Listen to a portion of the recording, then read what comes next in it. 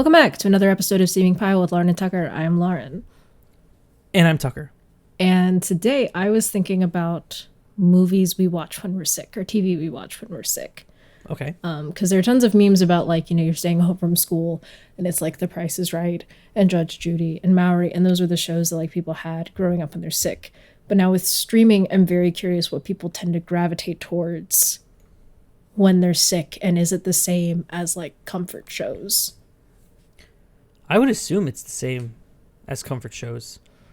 I guess when you say comfort show, I imagine that means something different for everybody, but what do you have in mind? I think it's like a show that you, at least for me, it's one that I do enjoy, but also doesn't make me feel tense. Like, I love Succession, but I wouldn't call Succession a comfort show because it stresses me out. But something like Downton Abbey would be more of a comfort show where it's like lower stakes, lower tension, but I still very much enjoy it. Okay. That makes sense, yeah. Something low stakes, low stress, something that you can just kind of fall asleep to. And you wouldn't necessarily miss much. And, like, when it comes to movies, like, that's where I break out, like, Napoleon Dynamite or movies of that kind of caliber, where it's really not integral that I follow anything, but I also know it well enough that it doesn't matter if I follow it or not. Right. And it also has to be something that you enjoy. Like, you can have a movie that you don't like, and that's not comfortable, even though you know what is going to happen. Right. Okay, yeah, no, that makes sense. See, when I was thinking, when you said comfort TV, I was thinking probably closer to, like, not quite trash TV, but, like... Ooh, yeah. What am I thinking of? I'm thinking of, like, not Real Housewives, but maybe Storage Wars, or maybe King of Queens, or maybe... I just had an example in my head that was, like... Are you familiar with the Motor Trend Network? No, what's the Motor Trend Network? It's car shows. Basically building cars, redoing cars. Yeah, so it's background noise, essentially. Well, yeah. And there's a lot of that. There is so much television. There is. And, like Discovery Plus bought it all. Yeah. I went home for Thanksgiving and my parents have, like, actual TV, and I would sit there and they had Mythbusters on, which, first off, watching any show on network TV now is just a nightmare because of how many commercials there are and how many commercial breaks there are. Yes. And watching, I think it was the Discovery Channel or the Science Channel, every other commercial was for Discovery Plus and any of the shows that was on it. Or it was a commercial for HGTV. And it was obnoxious. And Discovery used to be like a science channel. I distinctly remember it having, like, science content, but I think it bought, like, TLC's entire back catalog. Mm-hmm. Yes, those were the days when Discovery was science-y. Yeah, but I guess TLC used to stand for the Learning Channel, so I shouldn't be too surprised that this is the trend for Discovery as well. Yeah. And I don't know, commercial. I can't go back to regular television. No.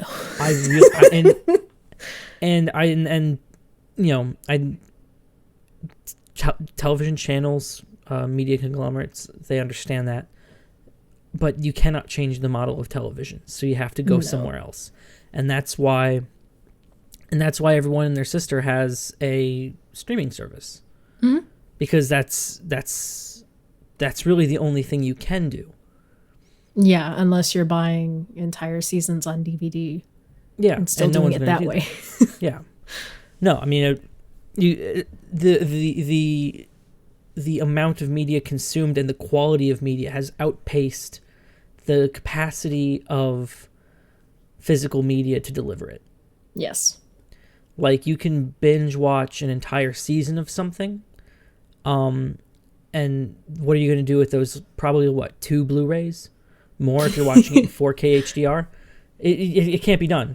Yeah. So streaming is the only answer at this point. Yeah. And so that's why everyone and their sister hopped on that bandwagon. as much as you can say, oh, I hate how it's basically become the new cable, how, you can get all these you have to get all these different streaming services to see the things you want to see. Yeah. What else were they going to do? Mm-hmm. Oh, were they going to share? Lauren, were the media companies going to share? No. Don't the bundling, be an idiot, guys. The bundling has started. I know Disney, Hulu, and ESPN have started offering a package where you get all three of those. Well, that's because Disney owns all of them, right? I think they do. Well, that doesn't count then. But I will say that for streaming packages and like individual streaming services, you can cancel it at any time. There are no contracts. And right, yeah. You're not buying multiple channels, which I think people's brains go, I'm only here for what I want in the first place. And the stuff we don't care about doesn't even register anymore. That's true too. When we buy a Netflix subscription, we don't buy it thinking, ugh, I'm stuck with the Princess Switch 1 through 3. Mm-hmm. You think I'm getting Squid Game. Yeah. I just saw the first episode of that last night. It might actually live up to the hype. Ooh. Yeah. But you bring up an interesting point. With these subscriptions, even though, they're altogether they are the same or more expensive than premium cable, there is no contract. And that almost seems like a moot point to me because, well, first off, subscriptions are more or less the new analog for contract. Mm-hmm. The only reason companies are pushing subscription models is because that's how they get consistent revenue stream. Kind of like how they did it with contracts. If you and you see assholes in software doing this all the time. Adobe is overpriced for its buggy crap software. Yeah. But they moved to a subscription model several years ago because they had to. Mm-hmm. What they realized is that people aren't going to upgrade every year. Yeah. Right? Because I believe they used to sell upgrade licenses for like a third of the price, and you can still make good money doing that. Oh, yeah. But, the difference between CS5 and CS6, I mean, you can only do so much with Photoshop. They keep adding new intelligent, and this was before machine learning actually added anything of value. You could only do so much. Mm-hmm. So, and this was, that was it. Oh yeah. And so they realized that if we make this a subscription model like Amazon Prime has done, then they still get to use the software. We just give them the updates, and we get a consistent, predictable stream of income. But the downside of that is you don't actually own the software. Yeah. I don't think I currently use software that I don't own. Let me rephrase that. I don't currently own software. I don't currently use software that I pay repeatedly for. So you can rewind and see the difference between those statements. But I think that it's it's the new contract. Yes, and I dislike it. I had to, because I as devious as Microsoft is, I do like Word. Sure. And Word has all the add-ons that I use for editing. But they're like, oh, but if you buy the full product, we can't offer support, and we can't guarantee you're going to be using the latest compatible version of Word. So you really should just buy the subscription service. And I'm like, I hate you. I hate you. I hate you. I hate you. Yep. But then we do it. Mm-hmm. That one's also kind of irksome. I don't think about that. My mom has Office 365, and I'm one of the 5 seats on that account. Oh, so yeah. Not only, I don't use Word. I use Excel sometimes just because I don't want to have to open like Google Sheets or something. Oh yeah. But I don't use PowerPoint. Yeah. I don't use Outlook. Mainly because I use Gmail. I think if I used literally anything else, I would use Outlook. But the only thing that comes useful with it is the 1 terabyte of cloud storage, and I don't even use that. So, who's writing that much hentai. Like, there's... You'd be surprised. But I probably would. What I mean, the obviously subscriptions have the benefit that they aren't contracts, that you can get out of them at any time, but you don't. There's when I switched from Xfinity to RCN, one of the cool things was that RCN isn't contract based. Comcast Xfinity, being the trash that they are, even though they gave me faster upload speeds, whole other topic. It was a yearly contract. Yeah. And it was also cheaper if you bundled in television, which is the absolute brain dead dumbest thing I've ever heard. But RCN does it right. You pay for what you use, and you can cancel at any time, and there are no penalties for canceling. I don't know why it took humanity so long to realize that in the day and age of computers, a cancellation fee is the dumbest thing. You just turn it off. There is no effort involved on either party. Just turn it off. Yeah. No, and I think the other issue with the program rental economy is, sure, there are alternatives, but it's like, what's the good alternative? Because I could say, no, I'm not going to pay Microsoft $99 a year to use Word. Okay, well, what are you going to switch to?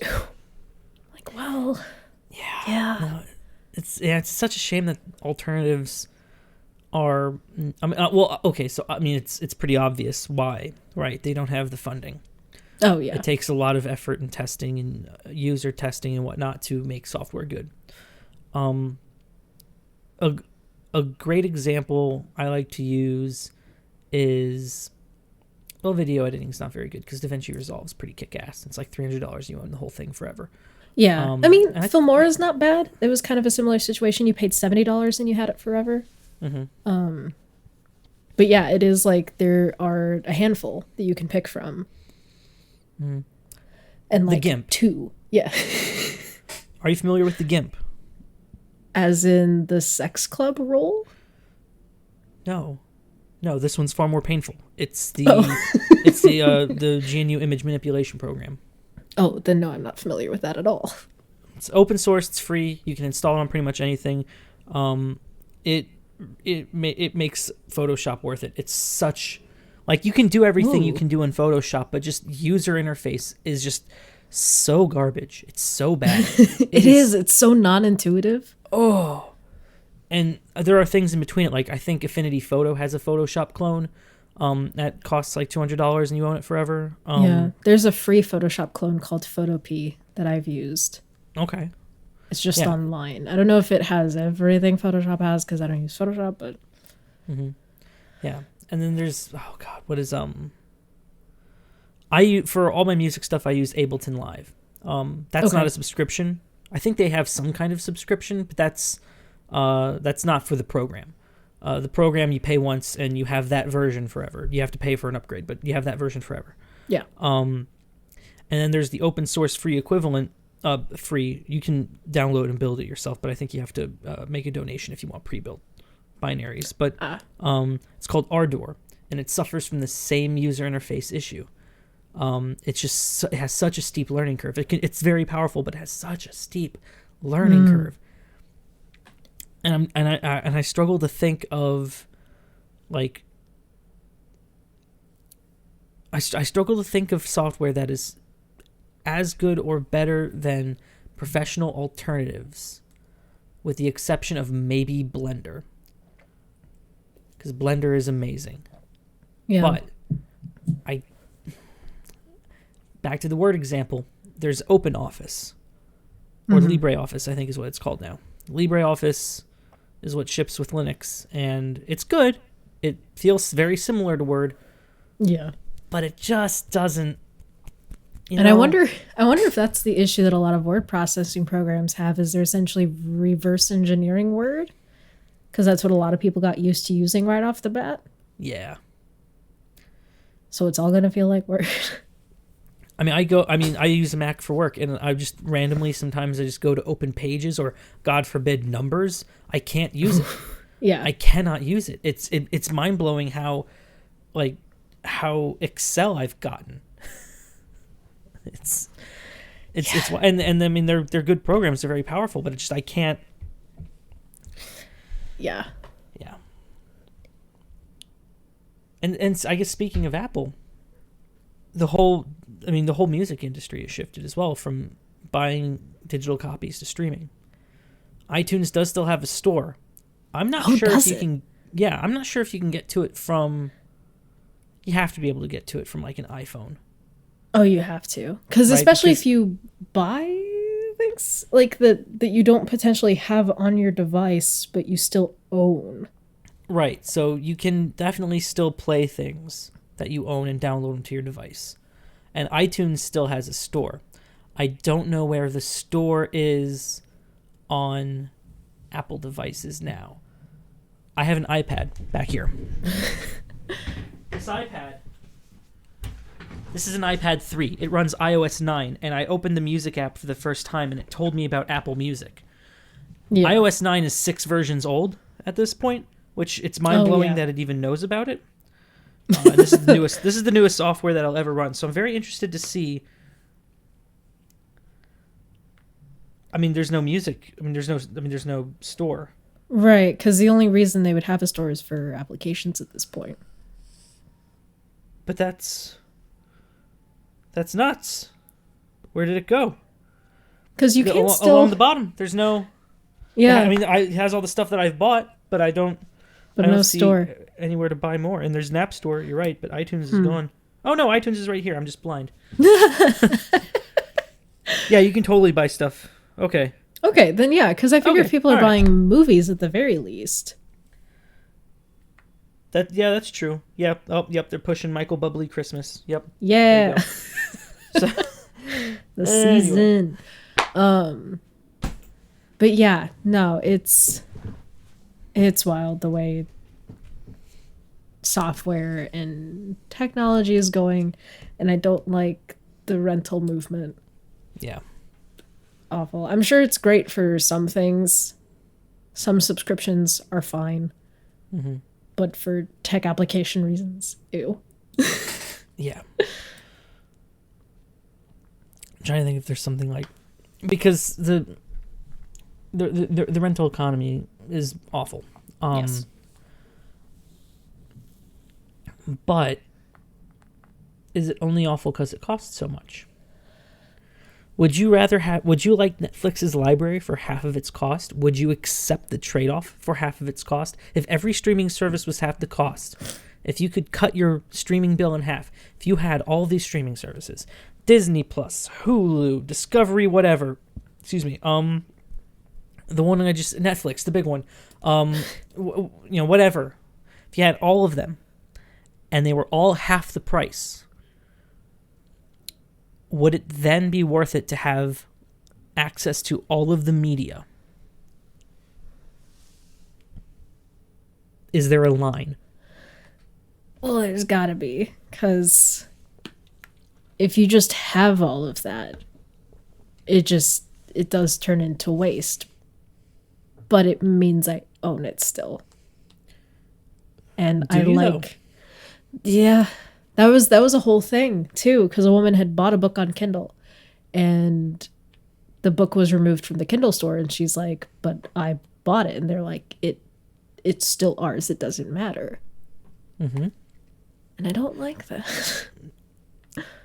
Yep, Apple did that in 2000 something, one of the 2010s with iPod click wheel games. I bought Mini Golf and Real Soccer 2009 for the iPod Nano 3rd generation. $5 a pop. I think I can only... I have the copy of the games, but it's DRM signed to one iPod. And also, I'm pretty sure they removed they removed them from the store, so you can't re-download them and to new iPods. I don't know if you could ever do that, to be perfectly honest. But they're signed and encrypted to one iPod, and I'm pretty sure iTunes has lost the ability to load games onto iPods. They'll still sync with iPods, but I don't think they'll do games anymore. Yeah. And And that's crazy because, I mean, I paid $5 for what? What was, did I pay $5 to, I don't own that software. If I own the software, would it still be DRM protected? If you buy music from iTunes, it's DRM protected. Mm-hmm. Do you own that music? You own a copy of it. Okay. If you buy a vinyl record, do you own the music? I'm not saying do you own the masters. We're not talking Taylor Swift here. Yeah. Do you own that copy of the music? Yes. Okay. Because now this is making me wonder about like NFTs. Oh God. Because people buy the like the thing.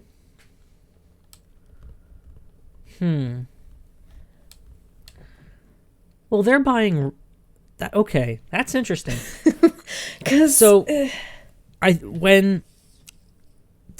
To me, before we go down this conversation and I change my mind inevitably, ownership is, I'll definitely have to redefine this by the end of this conversation. It's weird. Ownership is whoever you bought it from, they can't take it away from you. Right? Yes. So I think we can agree if you subscribe to Netflix, you own none of that content. Right. They can take it off without, it doesn't matter. You can't do anything about it. You're paying for a service, not the content necessarily. Exactly. If you buy a song from iTunes, I'm not sure if iTunes can take it away. They can change it though. Can they? Yeah, because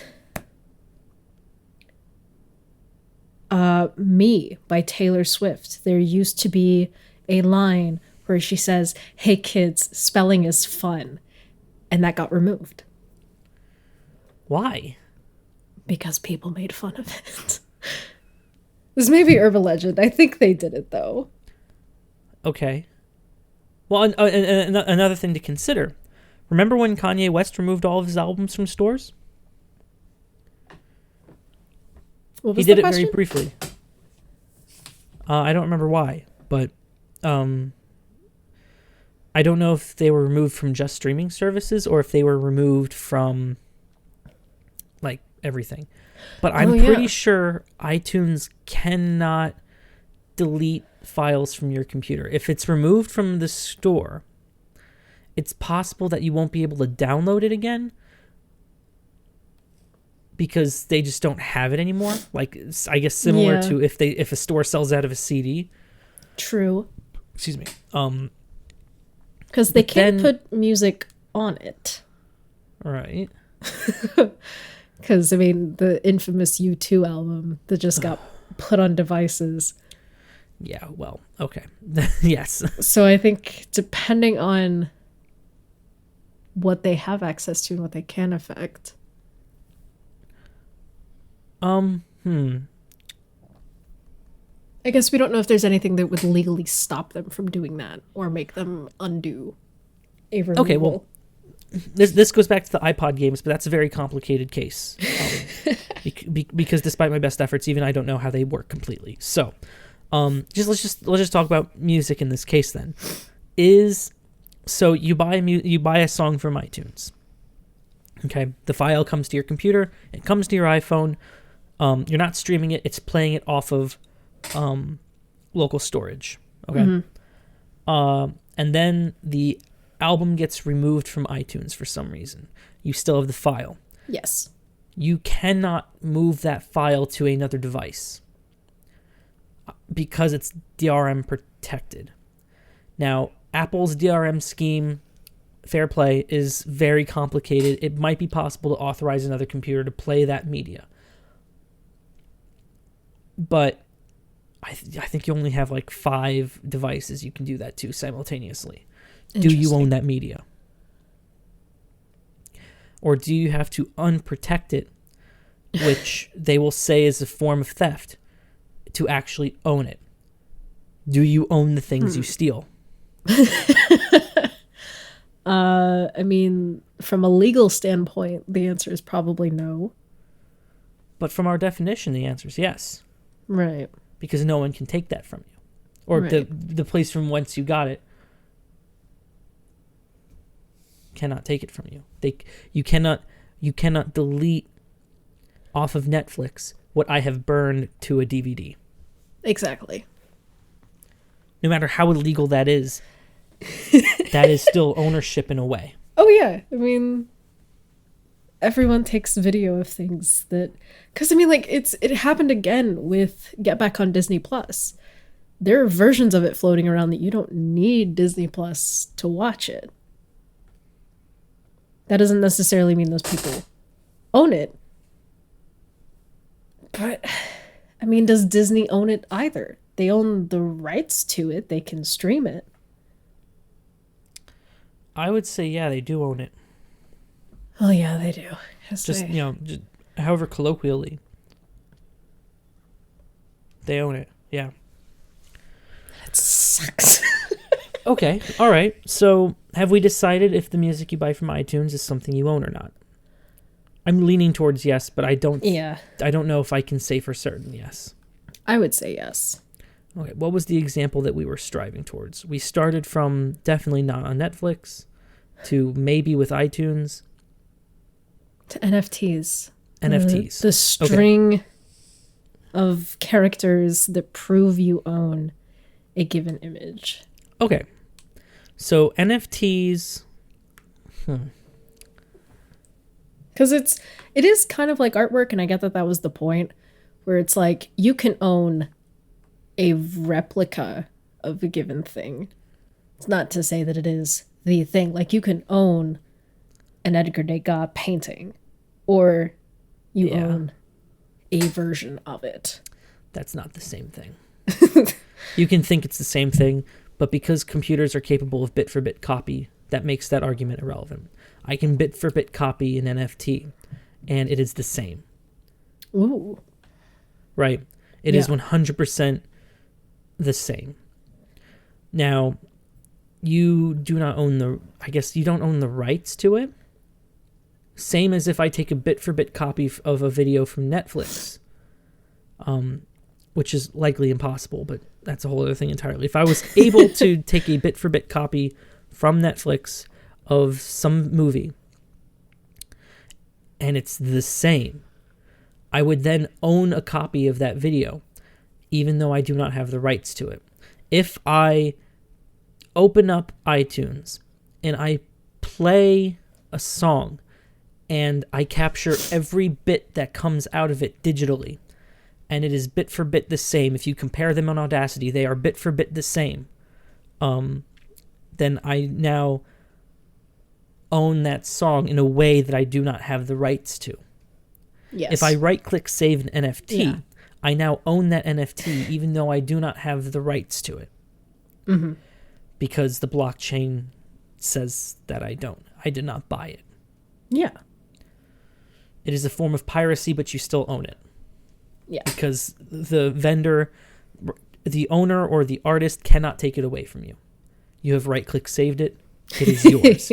You own it, but you do not have the rights to it.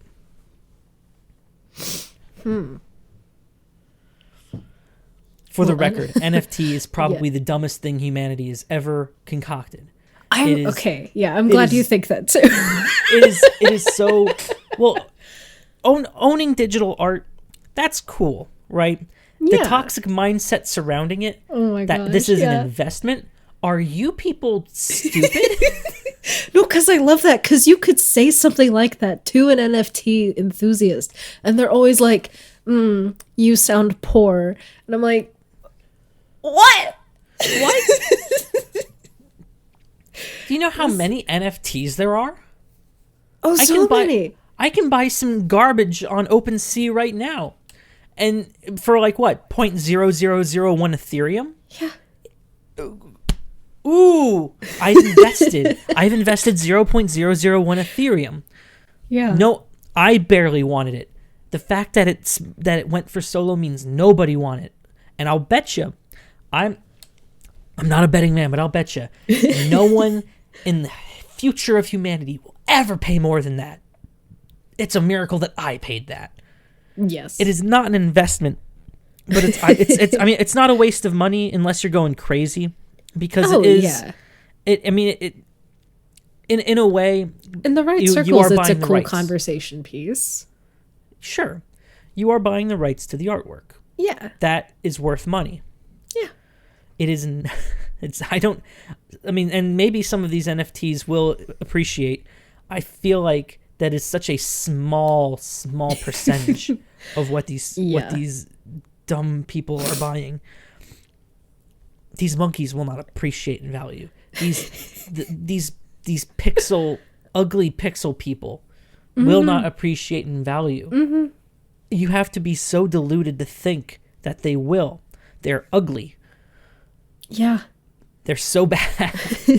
It took the artist 10 seconds per image to make. They probably wrote a script to automate it. Ooh. They probably wrote something. They do it with emojis too. Emojis are different parts, and you can compose them. I'll bet you they did that with the pixel people. The monkeys might actually be real art, but the pixel people just blows my mind that people buy these. It just boggles the noggin. Yeah, it does smack of like a lot of people trying to get on the ground floor of something they think goes all the way to the top.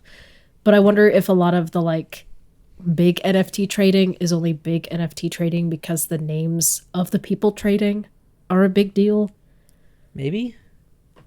Like if you bought an NFT and like you said, you can just get one for nothing because no one really wants it. Yeah. But it's like if Logan Paul decides he's going to sell his, then there's bidding, not because of the image itself, but because he had his hands on it last. That is interesting. And I feel like that happens some of the time. Unfortunately, I don't think it can happen all the time. Pay Money Wubby sold a video of his disgusting poopy bathroom for 5 figures maybe a month ago. Oh my gosh. Right, and that's just that. I mean, that's just because that's just his fan base. So that could be part of it in some cases. I do not think that's the majority of cases.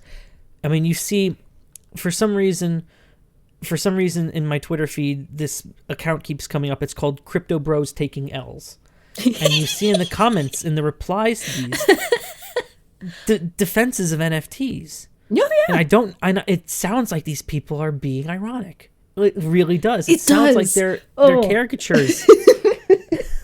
What are you serious? Yeah. And then you see their profile picture and it's a fucking monkey. It's like, why? Yeah, no. It's like, guys, the elites don't want you to know this, but NFTs are free. I have 458 NFTs. Yeah. Because I guess that's what confuses me, because I get it. It's a non-fungible token. That's the whole point. Mm-hmm. So I would need someone to explain, all right, why is this chain the important one and not like the chain that generates if I right-click save it? There is no chain if you right-click save it. There we go. If you just right-click save it, you're taking a bit-for-bit copy of the artwork. Oh, there we go. Okay, yeah. But it is the same, but you cannot prove ownership of it because you're not in the blockchain. Ah, so are humans non-fungible tokens? What?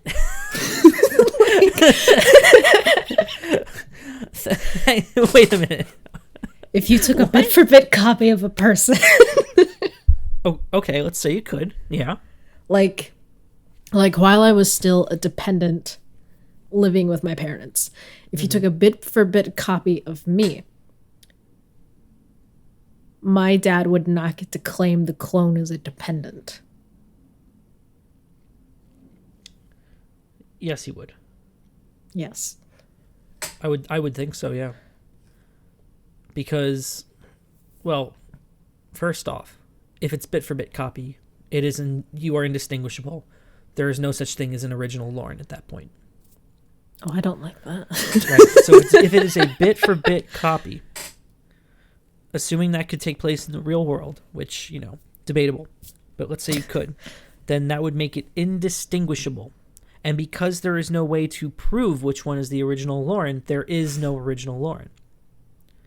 If you are able to take a bit-for-bit copy of an NFT artwork, and it is exactly the same, but only one person can prove through the whatever blockchain mechanism they use that they own the rights to it and that they are the owner of it.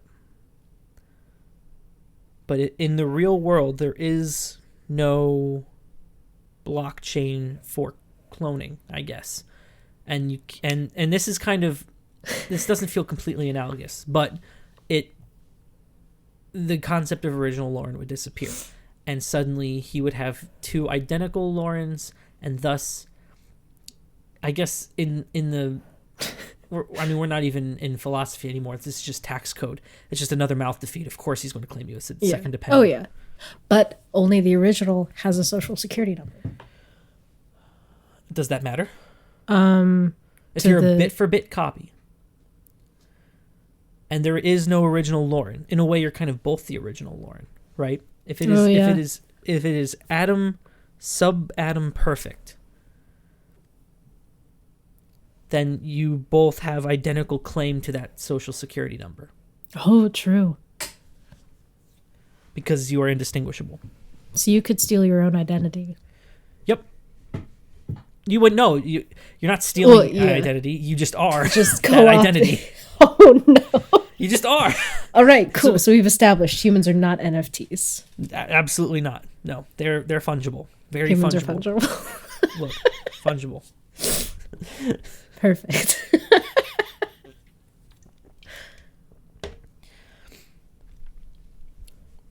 So, okay.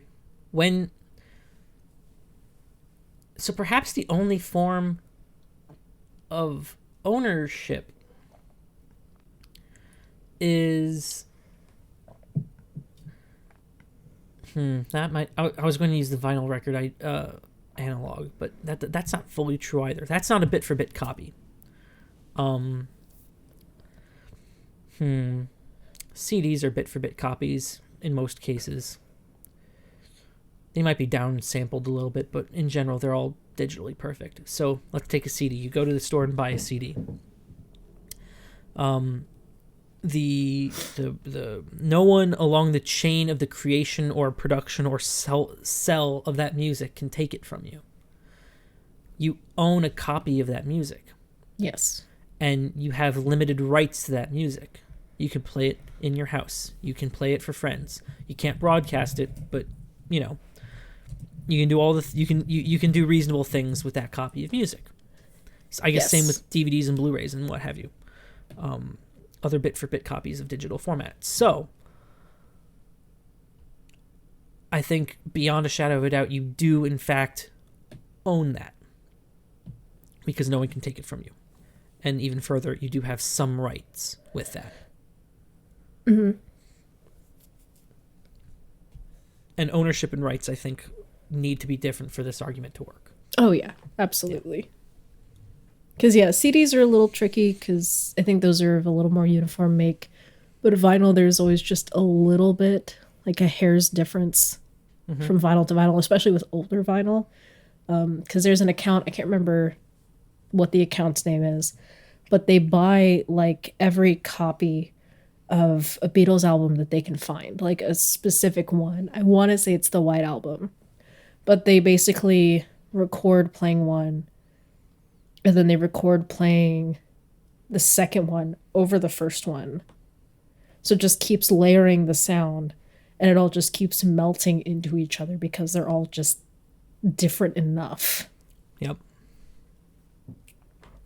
It's, because it's analog. Of course it's going to do that, yeah. Oh, yeah. Even if you're taking the closest thing you can do with reasonable manufacturing efficiency of taking a bit-for-bit copy, because those records are pressed, not cut. You're attempting to take a bit-for-bit copy, but you can't. Yeah. Physically. Yeah. But with CDs, you can. Mm-hmm. Barring some error. Yeah. Yeah. No, I used to burn CDs all the time. And in a very literal sense, CDs are just digital records. Yes. They encode sound in concentric circles. Yeah. Using variations in their surface. Yeah. I mean, they're digital files for photos. We got pictures taken over Thanksgiving. And because my parents' internet sucks, they got the CD copy because they can't trust the internet enough to download pictures and have it take less than 3 hours. Mm-hmm. Ooh. Oh, that's a... Okay, here you go. Here you go. So you go to an NFT website, and it shows you an NFT. You right-click Save It. That may not be a bit-for-bit copy. It could potentially be compressed. Ooh, shrunken. yeah. It's a preview. So I guess it might be good enough for your purposes, right? If you just want to own a resemblance of it, similar to taking a photo of the Mona Lisa. You own that photo of the Mona Lisa. And I guess you might have rights to that photo of the Mona Lisa. But do you have rights to the preview of an NFT? Do you even have rights to the photo of Mona Lisa? Probably. I think it depends on personal or business use. If you try to sell pictures of the Mona Lisa, you might get clapped by the Louvre or whoever actually owns it. Yeah. Unless you do something to it. And even then, I don't think that would work unless you do something to it. Well, I mean, it's kind of like how Marilyn Monroe's been commodified. Like, there are tons of images of her, but they're all being sold. I wouldn't be shocked if her estate allows that or makes some kind of profit from that. Oh, they absolutely do. Yeah. She's one of the richest women in the afterlife. Mm-hmm. Her estate does very well. Yeah, I believe that. Also, it's 100% possible that the Mona Lisa is in public domain. You might be right. I don't know what copyright applies to paintings, but Da Vinci's been dead for over 300 years at least. So yeah, because it is in the public domain. Okay, there you go. Yeah, because Da Vinci died more than 70 years ago. 70, okay. Yeah, because copyright kind of came into practice in 1923. And so anything published before that is pretty much guaranteed to be in public domain unless it's like a work written in an original language that's non-English. And if you want to use the translation is often not public domain. Right. But yeah, the public domain got weird and copyright got weird because of Disney. Shock. Amazing. Yeah. But no, I was unsure if art fell into the public domain, but that makes sense because so many like Penguin classic covers use art. Mm-hmm. Here's another question then. So you cannot copyright a recipe, but you can copyright it if it's in the context of a broader work, such as a cookbook. Oh. Does that make sense? Like, it does and it doesn't. Mm-hmm. Because I get it in the sense that it's like you are copywriting the method to a degree, or just kind of staking your claim that like this way to do it is mine. But I don't know. To me, it does not make sense. The recipe in isolation should never be copyrightable because it is a combination of ingredients and the method with which to combine them. So how do you feel about patents based on that sentiment? So a patent's different from copyright. I guess I'm thinking about like base mechanical processes or things like the seatbelt.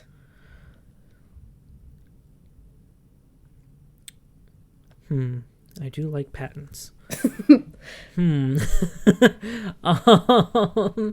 That's a very good question. I have no idea how to reconcile that then. But patents just kind of feel different, but I'm having trouble articulating why. I think after a point, patents do need to be what they are. I think there's basically, if it's like 2 steps removed from simple machines, trying to convince me a patent could be a thing, I'm like, we would have stumbled upon that collectively anyway. But when you get into stuff like Bluetooth and more specific applications of existing technology, I'm like, okay. So could you extend that back to the recipe example? If there were specific techniques, maybe. Can you copyright a cooking technique? Can you copyright a recipe? Or no, can you patent a recipe? I feel like if you could... I think... But only because I think it reminds me of Bob Fosse dance moves, which are so closely protected.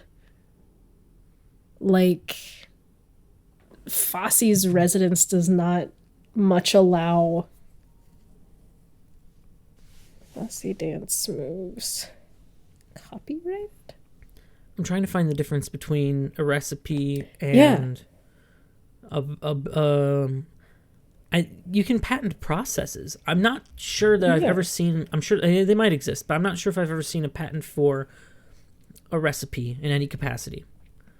Yeah, I don't know. Let's see. Recipe patents. Like, one of the things I can think of that might be patented is, like, certain kinds of glue. Yeah. Something that I can think, like, if someone wants to patent a recipe. Well, I'm not sure if someone like Coke would jump on that, or like KFC would jump on that. Because in patenting it, you have to disclose it.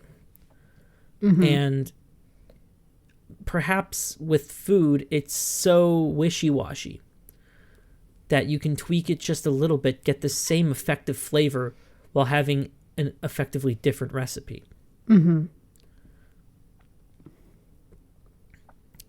This is very murky.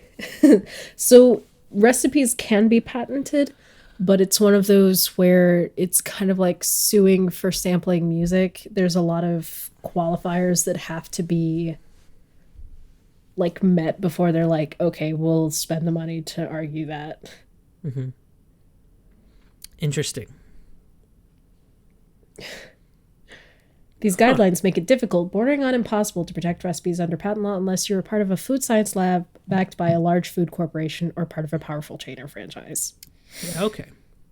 That is according to business.com. I believe that.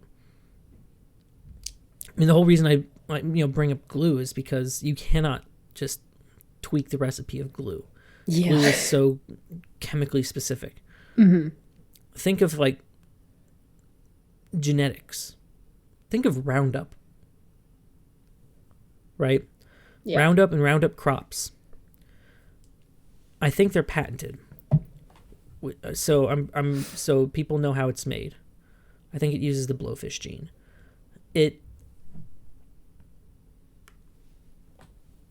But you cannot tweak it. Yeah. Otherwise it doesn't work as well, or not at all.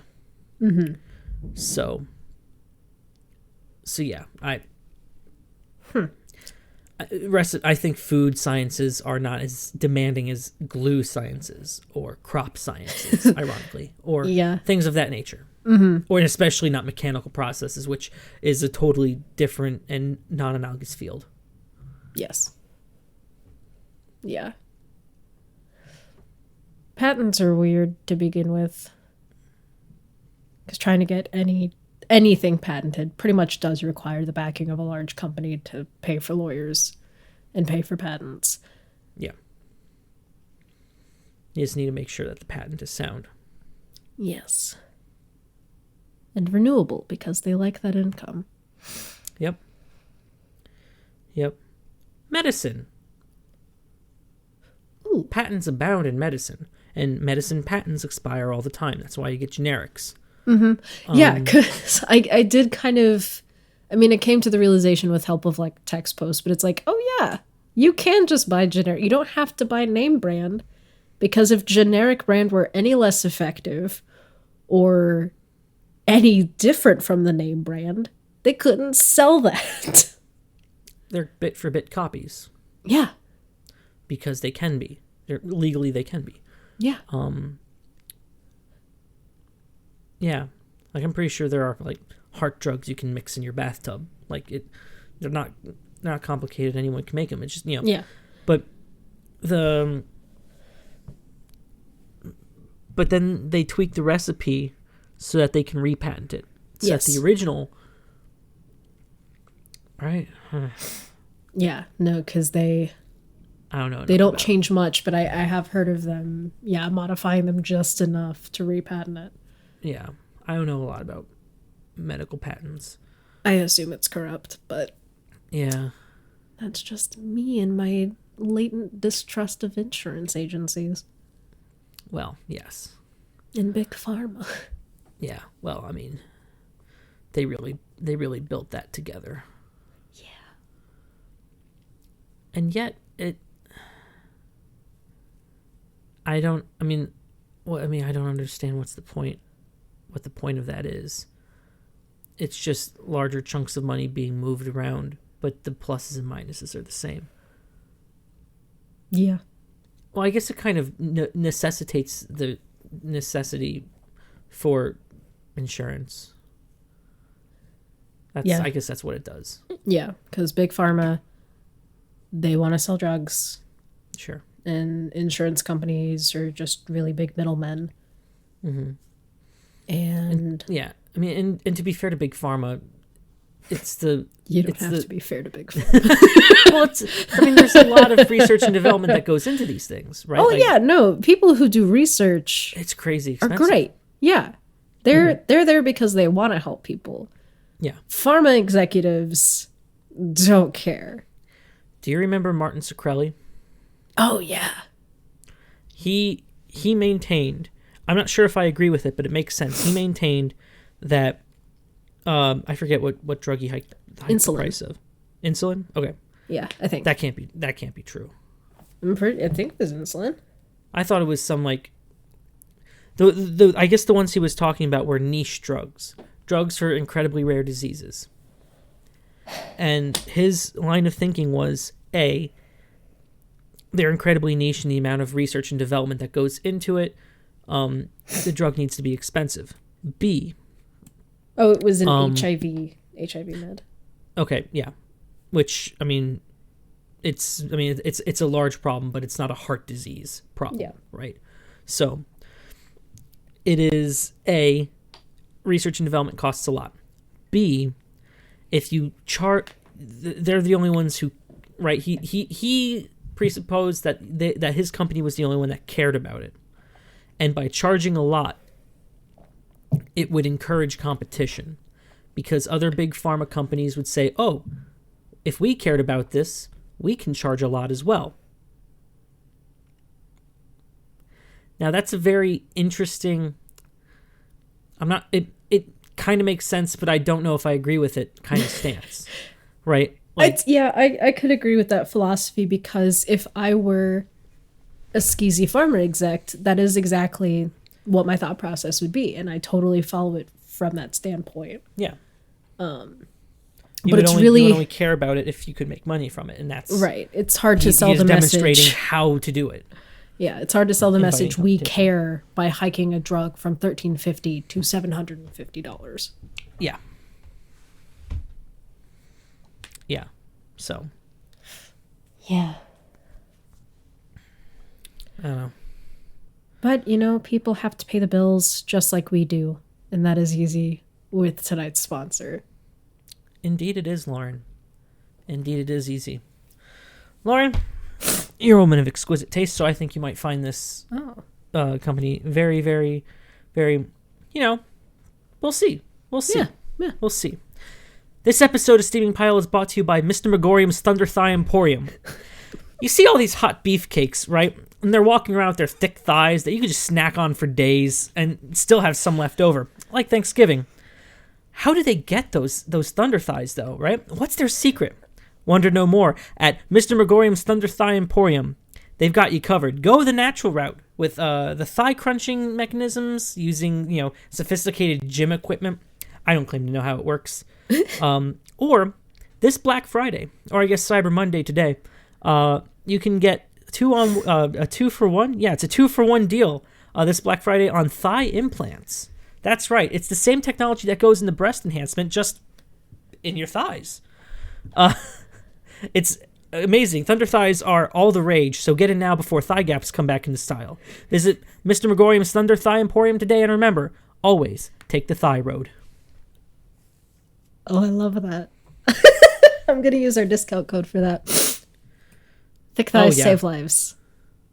Absolutely. Thank you, Mr. Megorium. Thank you, Mr. Megorium. I'm going to open that and save that. Yeah. We'll back to that later. and it's nice to know that someone's looking out for them. Right. Exactly. It's such a niche thing. Mr. Megorium is probably charging up the wazoo to make other people care about thunder thighs so that he's not the only person developing thunder thigh implants. That is a market worth getting in on the ground level. I do think thighs are going to be next. Of course. In the objectification, thighs have to be next. Absolutely. So get them while they're hot. Ankle implants? Don't those exist? Like calves? That sounds familiar. They have to. There are so many weird operations people can get. It has to be a thing. But yeah, we've had the heroin chic look. We've had the slim thick. The thunder thighs are the way to go now. They're the way of the future. Yep. And I'm so ready. Let's go. Let's go. This has been another episode of Steaming Pile with Lauren and Tucker. I've been Lauren. And I have been Tucker. And we will see you all next time.